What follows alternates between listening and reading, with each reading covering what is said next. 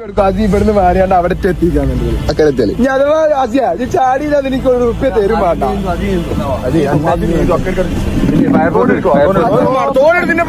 തോനെടുത്തടിച്ച് നീന്തുമ്പോ തോന്നിട്ട് ഈ വീഡിയോ ശ്രദ്ധിച്ചോ.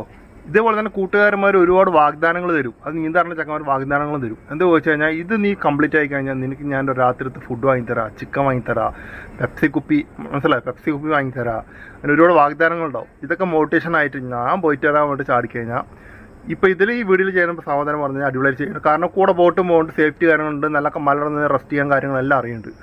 പക്ഷേ ഒരു 10 ദിവസം നീന്തൽ പഠിച്ചു കഴിഞ്ഞാൽ ഒരു ആയിരത്തിങ്കിലും വല്ല ട്രെയിനടുത്ത് ഒരു നീന്തൽ പഠിച്ചു കഴിഞ്ഞാൽ 10 ദിവസം നീന്തൽ പഠിച്ചു നീന്തൽ പഠിച്ചു കഴിഞ്ഞാൽ ആ ഒരു വിശ്വാസത്തിലും പിന്നെന്താ പറയുക ഒരുപാട് വർഷങ്ങൾക്ക് ശേഷം നീന്തണം വരും. ഇതുപോലുള്ള ലോങ് പിടിച്ചു കഴിഞ്ഞാൽ ആശാനെ എന്തായാലും 2 ദിവസം കഴിഞ്ഞാൽ ഫോട്ടം വീട്ടിലത്തെ ചുമരിൽ വന്നിട്ടോ.